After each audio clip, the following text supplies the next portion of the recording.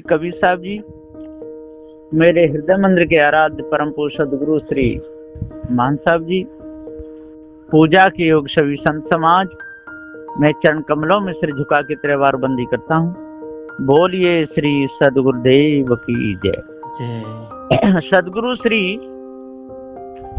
कबीर साहब जी इस धरातल पर बहुत अच्छे महापुरुष हुए, चरित्रमान थे। तो सदगुरु श्री कबीर साहब जी का जो जीवन है बड़ा अच्छा दर्शाता है सदग्रंथ बीजक में।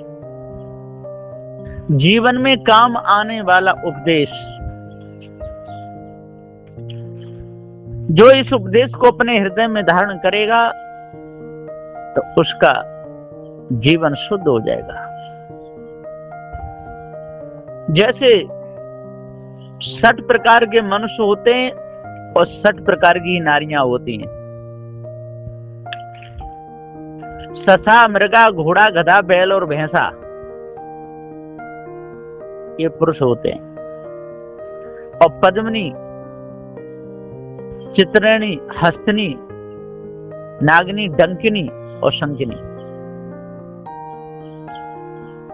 ये स्त्रियां होती हैं।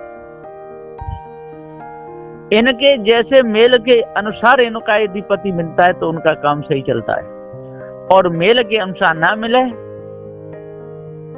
तो उनका बिगाड़ भी हो जाता है। तो सदगुरुदेव जी यहाँ पुकार के समझाते हुए कहते हैं, पद्मिनी किसे कहते हैं? पद्मिनी उस नारी को कहते हैं जो जिसका चरित्र अच्छा होता है, बाल भी उसकी कमर तक होते हैं और कभी किसी का बुरा नहीं सोचती है। सद्गुण में उसका जीवन रहता है और अपने घर परिवार की वो इज्जत समझती है, अपने माता पिता की इज्जत समझती है और अपने पति की भी इज्जत समझती है। उसको पद्मिनी कहते हैं। चित्रणी उससे कहते हैं जो नाना प्रकार के रंग बदलती रहती है, कभी कुछ शौक श्रृंगार में मस्त रहती है और श्रृंगार करके दूसरों को भी रिझाती रहती है। उसके अंदर दुर्गुण होते हैं, सद्गुण नहीं। अपने पति को भी धोखा देती है, अपने माता पिता को भी धोखा देती है। उसका जीवन सब लोग कैसे होता है जैसे वैश्याओं जैसा। और हस्तनी हाथी की तरह झूमती रहती है, हर समय काम अंध रहती है, अपने पति को वो कुछ भी नहीं समझती। हर समय घुर्राना, मर्राना, पकड़ में रहना, मुंह बदल देना, कभी हंसना, कभी रोना, कभी बिल्कुल अपने आचरणों को बिगाड़ लेना। और यदि रोष में आ जाए तो पूरे परिवार में खलबली डाल देना। यह हंसनी का काम है। नागिनी नाग की तरह फुसकार मारती रहती है, ये नागिनी का काम है। नागिनी इधर से उधर करती रहती है, उसको चाटती रहती है, उसको चाटती रहती है।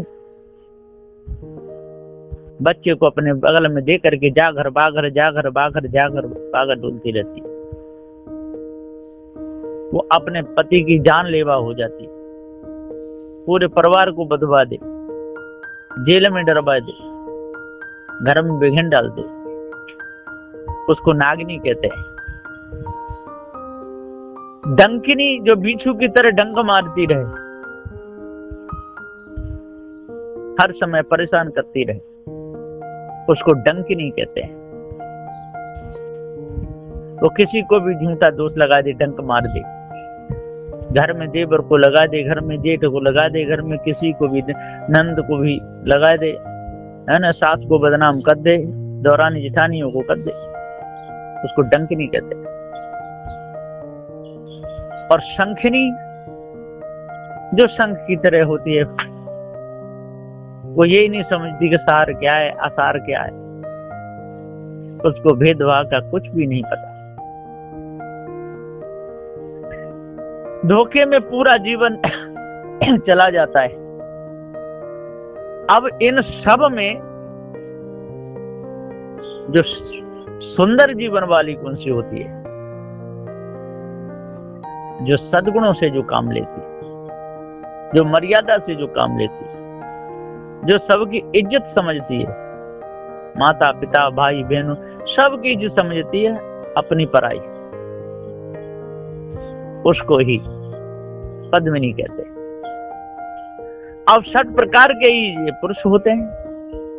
शसा कहते हैं खरगोश को, खरगोश जैसी चौकड़ी मारने वाला वो शसा होता है।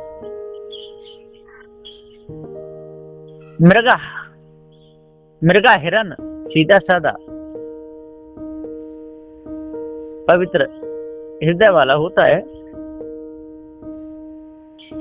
और यदि उसका चित्ररेणी से यदि मेल हो जाए तो बड़ा परेशानी आ जाती है। बेचारे को पूरा जीवन परेशान करती रहती है।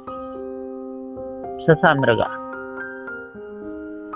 घोड़े जैसी यदि आदत वाला हो तो घोड़े की तरह हिंसता दौड़ता चौकड़ी मारता रहता है।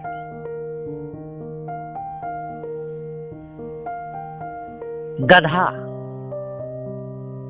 और गधे जैसा हो तो उसको किधर भी कान पकड़ के किधर भी करो, इधर से उधर गधे जैसा लगते रहे, उससे सार और असार का पता ही नहीं चलता, उसे हानि और लाभ का पता ही नहीं चलता, उसे कर्तव्य और अकर्तव्य का पता नहीं चलता।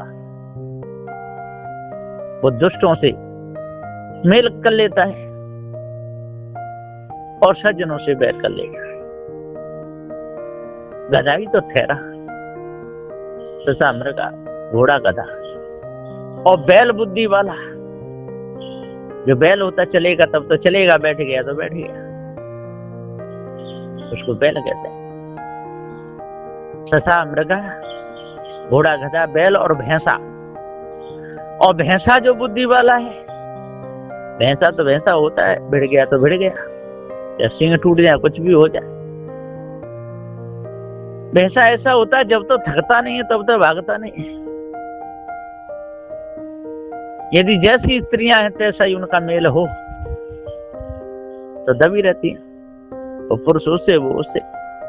और जरा भी यदि मेल में गड़बड़ हो गई तब पूरा जीवन लड़ करके मर जाते। सदगुरुदेव जी पुकार के समझाते हुए कहते हैं, जब तक पार ज्ञान नहीं होगा, जब तक हृदय में मानवता नहीं आएगी,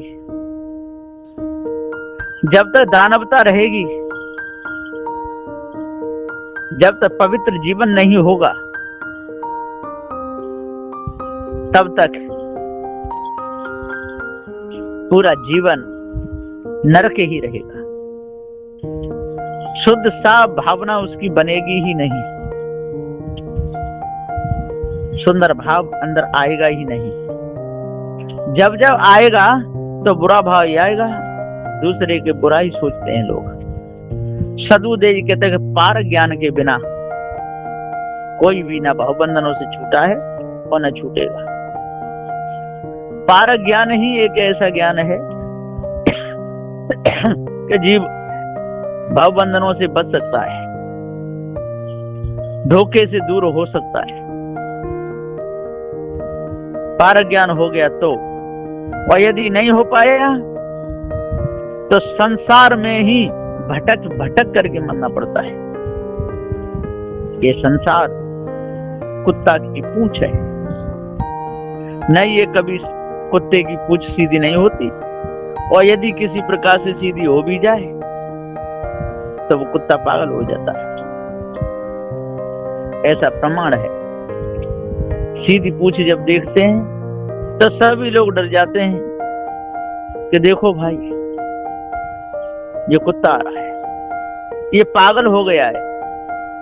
ठीक इसी प्रकार से जो अपने स्वरूप को भूल गया है,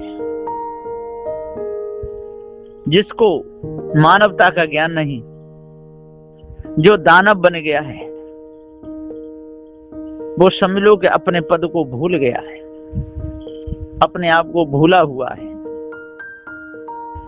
उसका पूरा जीवन नरक बना हुआ है। वो कुत्ते की तरह काटता हुआ डोलता रहता है, कभी किसी को परेशान करता है तो कभी किसी को परेशान करता है। और जिसको निस्वरूप का ज्ञान हो गया, उसने ये सारे भेद को समझ लिया। पद्मिनी, चित्रणी, हस्तनी, नागनी, डंगिनी, शंकिनी,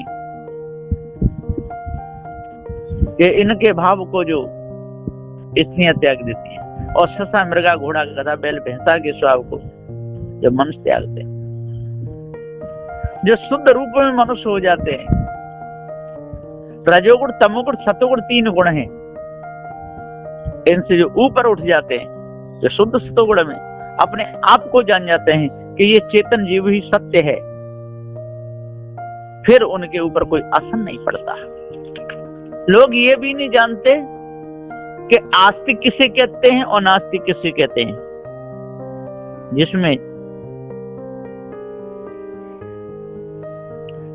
जिसमें जान ना हो उसको पूजने वाला नास्तिक होता है।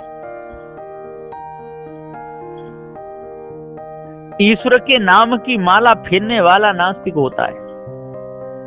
अल्लाह खुदा को मानने वाला नास्तिक होता है। नदियों की पूजा करने वाला नास्तिक होता है। मनुष्यों से अलग देवी देवताओं की कल्पना करने वाला नास्तिक होता है। सूर्य चंद्र को लोटा ढालने वाला मनुष्य नास्तिक होता है। भूत भवानी चंडी मुंडियों को मानने वाला मनुष्य नास्तिक होता है। चेतन जीव को न मानने वाला मनुष्य नास्तिक होता है।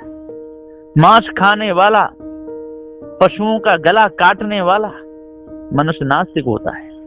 माँ बहनों की इज्जत लूटने वाला मनुष्य नास्तिक होता है। पत्थरों की मूर्तियों की पूजा करने वाला मनुष्य नास्तिक होता है। खाने पीने की वस्तुओं को आग में जलाने वाला मनुष्य नास्तिक होता है। माता पिता को वृद्धालय में पहुंचाने वाला मनुष्य नास्तिक होता है।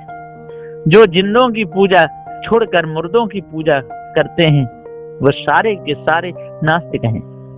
अब आस्तिक किसे कहते हैं उसका भी भेद सुनो। आस्तिक उसे कहते हैं जिसे जड़ और चैतन्य का ज्ञान हो, उसे आस्तिक कहते हैं। जो अपने माता पिता को इष्ट रूप में समझे और खुशी से उनकी सेवा करे, उसे आस्तिक कहते हैं। जो संत गुरुजनों को अपने घर पर बुलावे, घर में संतों की पूजा करता हो, उसे आस्तिक कहते हैं। यह मैंने आप लोगों को आस्तिक और नास्तिक का भेद बताया है। आज से जो पारक ज्ञान को समझकर नास्तिकता को त्याग देगा तो आस्तिक हो जाएगा। उसके हृदय में पारक ज्ञान का प्रकाश हो जाएगा। उसके हृदय में अष्ट महासद्गुण आ जाएंगे। नास्तिक मनुष्य कभी किसी का बुरा नहीं। जो नास्तिक है वो सबका बुरा ही चाहता है। आस्तिक मनुष्य कभी किसी का बुरा नहीं सोचता। आस्तिक सबका भला हो ऐसा ही चाहता है। आस्तिक के अंदर दया बहुत जल्दी आ जाती है, लेकिन नास्तिकों के अंदर दया नहीं आती। नास्तिक तो जिंदों की सेवा छोड़कर पत्थरों की पूजा करते हैं, आरती वंदना करते रहते हैं। धोखे में उनका पूरा समय जाता है। सार और असार को वो समझते ही नहीं। शराब भी पीते हैं, मांस भी खाते हैं, देवी देवताओं की पूजा करते हैं और कहते हैं कि हमारे इष्ट हैं। वो शराब पीते हैं, मांस खाते हैं, तो हमको खाने में क्या दोष है। इस प्रकार से भूल में ही उनका पूरा जीवन जाता है। सत्य को समझ ही नहीं पाते। तो ये मैंने भेद बताया। 7 प्रकार के मनुष्य होते हैं, 7 प्रकार की स्त्रियां होती हैं, और एक दूसरे से लड़ना झगड़ना जब ही होता है जब उनका विपरीत मेल होता है, और जब जैसे को तैसा मिलता है तो उनकी मनोकामना पूर्ण रहती है। लेकिन है ये सारे के सारे ये सब कुकर्म है और ये नास्तिकता है। जो अपने आप को जान लेता है, जो चेतन जीव को समझ लेता है और विषय भ्रम को त्यागता है, वो ही शुद्ध रूप में मनुष्य है। उसी का उद्धार और कल्याण होता है। इसलिए अपने आप को जानना चाहिए, भ्रम को मिटाना चाहिए, भूल को दूर करना चाहिए, तब पूर्ण शांति मिलेगी, नहीं तो मिथ्या धोखे में जीवन चला जाएगा। बोलिए श्री सद्गुरुदेव की जय।